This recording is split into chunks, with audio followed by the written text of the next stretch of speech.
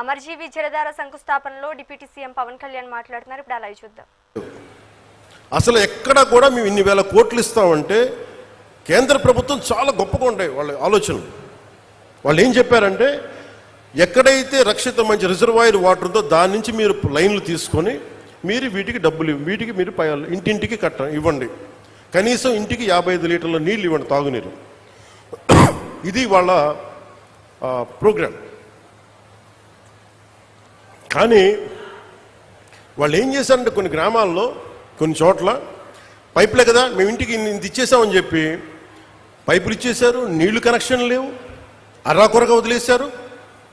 దాదాపు ఎంత శాతం దుర్వినియోగం అయిపోయిందని మీకు చెప్పలేండి, కడుపు మండిపోతుంది.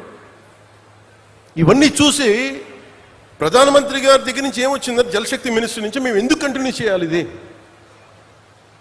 మేము ప్రజల కోసం మేము డబ్బు ఇస్తుంటే ఇలాగ అడ్డగోలుగా మీరు నిర్లక్ష్యంగా చేస్తే మేము ఎందుకు ఇవ్వాలి డబ్బులు, వాళ్ళని కన్విన్స్ చేయడానికి పట్టింది. ఇందాక శ్రీనివాస్ వర్మ గారు చెప్తున్నారు తపన పడుతున్నారంటే మీరు డబ్బులు ఇస్తే మళ్ళీ మీరేం చేస్తారో తినేస్తారేమో, వాళ్ళని కన్విన్స్ చేయడానికి నేను చెయ్యని ప్రయత్నం లేదు. గౌరవ ముఖ్యమంత్రి చంద్రబాబు గారు కానీ చేసిన తర్వాత అడవి తల్లి బాట తర్వాత లేదు వీళ్ళు జెన్యూన్గానే చేస్తారు, ఎంత నేను పర్సనల్గా తెలిసినప్పటికీ మీ పెర్ఫార్మెన్స్ ఎలా ఉంటుందో అని నమ్మిన తర్వాత ఈ రోజున ఇన్ని వేల కోట్లు వస్తున్నాయంటే దానికి మీరు నమ్మి గెలిపించారు, మేము నమ్మి మీకోసం పనిచేస్తాం. అదే ఈరోజు కదిలించింది. 1005 కోట్లతోటి 625 గిరిజన గ్రామాలకి 1069 కిలోమీటర్ల శ్రీకారం చుట్టాం. ఇవన్నీ చెప్పిన తర్వాత ఎవరి డ్యూ రికగ్నిషన్ వాళ్ళకి ఇచ్చాం. ప్రధానమంత్రి గారి సహకారం లేకపోతే ఈరోజు మేమేం చేయలేం. అలాగే ఒకవైపు చంద్రబాబు నాయుడు గారి అనుభవం, ముఖ్యంగా ఆయన ఫినాన్షియల్ అండర్స్టాండింగ్, ఆర్థిక దుస్థితిని ఎలా సరిచెయ్యాలి, ఆయన అపారమైన అనుభవం. ఆ అపారమైన అనుభవం వల్లే ఉన్న తక్కువ వనరుల్ని ఎంత ఇంపాక్ట్ఫుల్గా ఎంత ఎఫెక్టివ్గా వాడాలి అనేది వారి అనుభవం చాలా చాలా చాలా పనిచేస్తుంది. నేను ఏ ఆశయం కోసం అయితే 3 పార్టీలు కలవాలనుకున్నానో దానికి ఈరోజు మన ప్రాజెక్టే నిదర్శనం. ఈరోజు ఈ అమరజీవి జలధార దానికి అదే నిదర్శనం. ఈరోజు మనం ఎక్కడ చూపించలా, మనం ఎక్కడా కూడా నిలబడ్డాం, మనం ఎక్కడా కూర్చోబెట్టి కాంప్లసెంట్ యాటిట్యూడ్గా ఎక్కడ చూపించలేదు, మనం ఎక్కడ భయపడం. అలాగే కాంట్రాక్టర్స్ కూడా చెప్తా ఉన్నాను, అధికార యంత్రాంగానికి కూడా మీ సమక్షంలో సూచిస్తున్నాను, రోడ్లు వేసేటప్పుడు కానీ నాణ్యత లోపించిన, అలాగే రేపొద్దున జేజేఎం వర్క్స్లో అమరజీవి జలధార చేసేటప్పుడు నాణ్యత లోపించిన దీని మీద చాలా స్ట్రిక్ట్ అండ్ స్ట్రింజెంట్ పనిష్మెంట్ ఉంటుంది. ఎంత పెద్ద మనసుతోటి అడగకుండా, నాకు ఎవరో కూడా కాంట్రాక్టర్స్ తెలియదు, నాకు వాట్ ఎవర్ ద ప్రాసెస్ మీరు చేసుకున్న సంబంధం లేదు, కానీ నాకు మటుకు క్వాలిటీ పైప్ లేయింగ్ కావాలి, క్వాలిటీ రోడ్లు కావాలి. ఇది చాలా క్లియర్ కట్ ఇన్స్ట్రక్షన్స్ ఇస్తున్నాను పంచాయతీరాజ్ శాఖ ఉన్నతాధికారులందరికీ. ఎక్కడ కూడా మేము కల్పించుకోం. ప్రజలు ఏదైనా రోడ్లు బాగలేదని మీ దృష్టికి పట్టుకొస్తే పైపులు కానీ దయచేసి దాన్ని కరెక్ట్ చేయండి. అలాగే ఈ రోడ్లు వేసే పరిస్థితుల్లో మీరు 27కి మనం ఇవన్నీ చేస్తూ ఉన్నాం, గోల్ కోసం చేస్తున్నాం. దీంట్లో మీరు కొంత సహకారం ఇవ్వాలి, ఎందుకంటే ఈ పైపులు చాలా గ్రామాల నుంచి రావాలి కాబట్టి కొంత అసౌకర్యం ఉంటుంది. దానికి కూడా నేను అధికారులు మీకు తక్కువ అసౌకర్యం కలిగేలాగే పనులు చేయమంటాను వెంటనే. అందుకని మీరు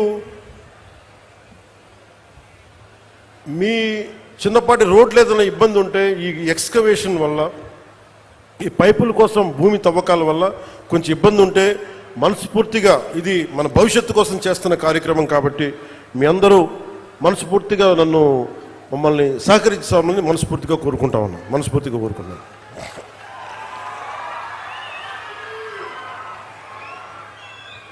అలాగే మన రాజోలు వెళ్తే శివాలయానికి ఎదురు నేను చేయమన్నారు. సో మన కోనసీమ కాబట్టి చెప్తే మన పక్కనున్న కోనసీమకి చెప్తామని మళ్ళీ ఇదే సమక్షంలో ఖచ్చితంగా వారికి కోనసీమ రైతాంగానికి కూడా మేము అండగా నిన్న మీటింగ్లో పెట్టాం. అలాగే మీకు సంబంధించి ఆ శివాలయాన్ని కూడా నిధులు ఏర్పాటు చేస్తాం.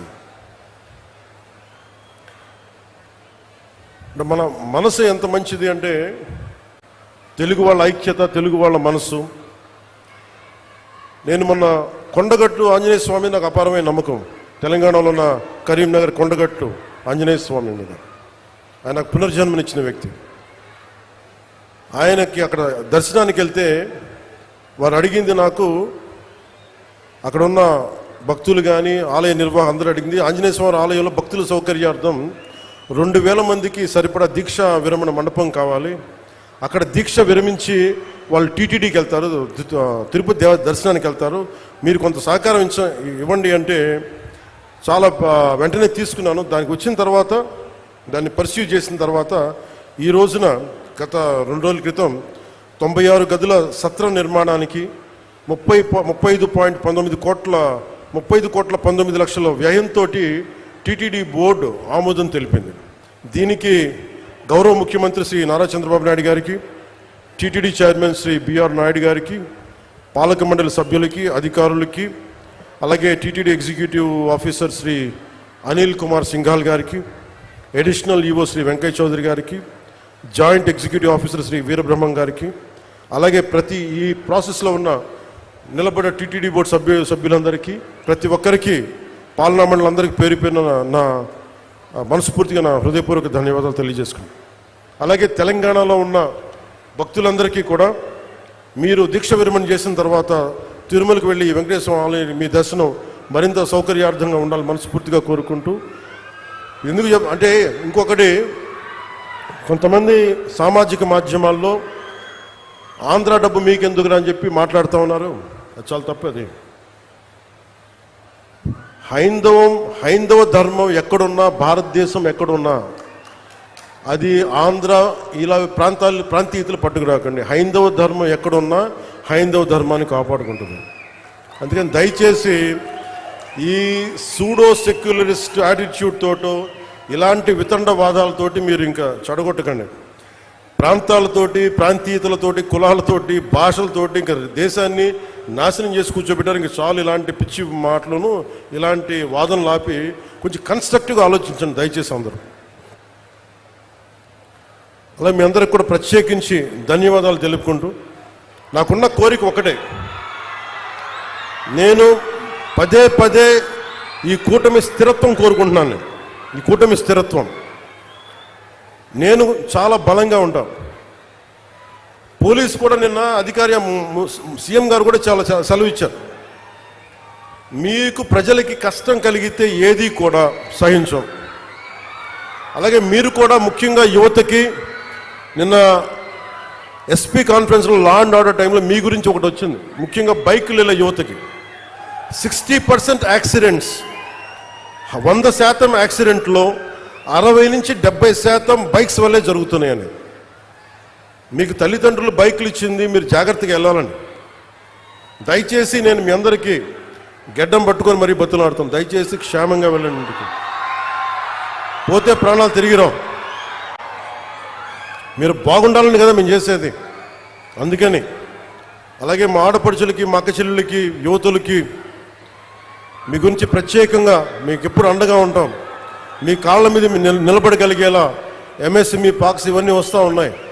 మాకు కొంచెం మరింత సమయం ఇచ్చి ఎప్పుడు మాకు తోడ్పాటునివ్వాల్సిందిగా మనస్ఫూర్తిగా కోరుకుంటూ, నిరంతరం మీ సేవలో పవన్ కళ్యాణ్